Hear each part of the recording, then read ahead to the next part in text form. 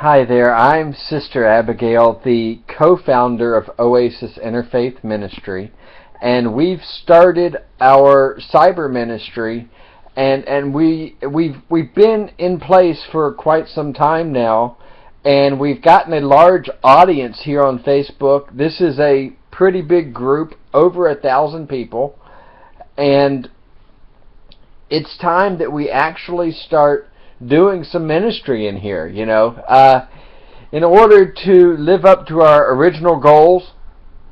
We've decided to start our video ministry, and we'd like to bring our message to the world, and we want to use the internet and this group specifically to do that. So hopefully you'll be looking forward to the many upcoming video messages that we'll be having, and the services. And I got to say, we look forward to your participation. We look forward to your posts, your questions, your comments. Certainly we'd like to hear your prayer requests, and we'd like to know your needs. Maybe we can meet some of your needs, And so to get to the point of this video, I titled today's message, "The God I No Longer Believe in." And I'm pretty sure that sounds odd coming from somebody like me, sounds odd coming from someone with Reverend attached to their name, but I'm just trying to be honest. I want to be open. I want to be upfront. Ever since I came out in the church world as being transgender and started living as myself, I made the point that it was the reason that I transitioned was because I no longer felt like I was being honest with God and my neighbor, and at that point I decided that I was going to be honest with all of my feelings, about God and the Bible and the Scriptures, based on the various things that I read and research, and the bottom line is some of the things that I thought I already knew, don't really make sense. A lot of my theology is now becoming blurry. And in the early days of my ministry, I spent a lot of time teaching what's called apologetics. And apologetics doesn't mean like to apologize. Often I hear that. Apologetics is really just a big word that means to defend the faith. And so I used to defend the faith against false worldviews.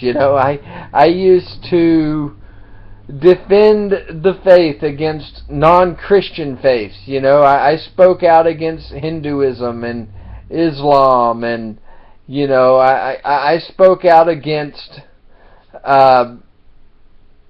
gay marriage and things like that. And I've spent many hours, more than I'd even like to admit, warning believers about atheism. And remember, the title of this message is "The God I No Longer Believe in." The fact of the matter is that supernatural theism is no longer a viable theology in the 21st century. And kind of in order to explain that, I want to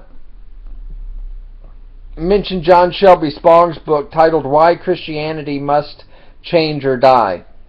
And in chapter 3 of his book, he talks about a minister by the name of Michael Donald Golder, and this guy was a big deal. He was the professor of biblical studies at the University of Birmingham in the United Kingdom.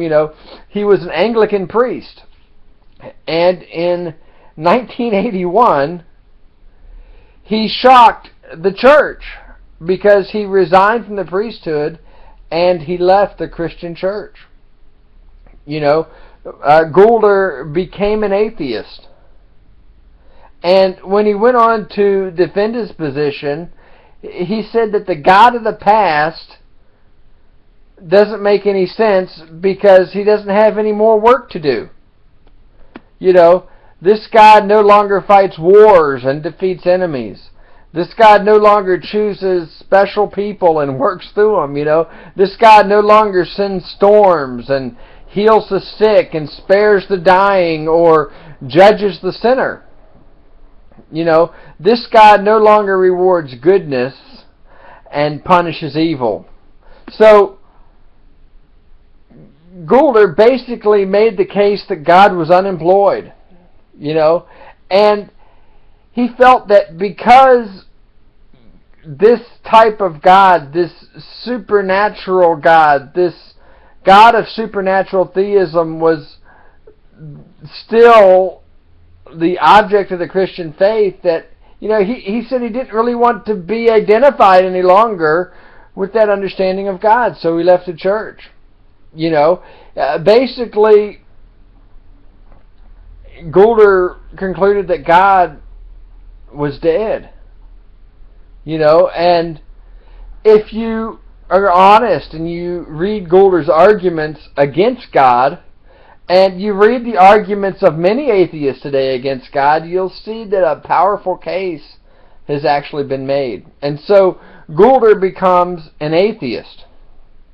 And what it comes down to really is, what God is it that atheists are rejecting?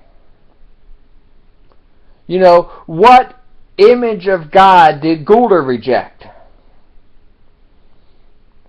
Goulder, along with many atheists, and even myself, rejected the God of supernatural theism. Now, I'm not saying that I'm an atheist. I wouldn't go quite that far.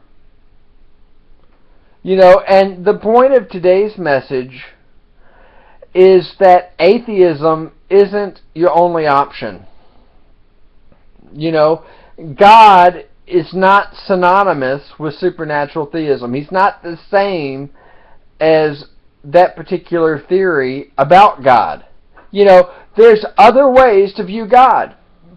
And you can still be a Christian and not believe in this view of God, the view of supernatural theism. Now, I want to try to take a second to make all of this understandable. I no longer believe that God is out there.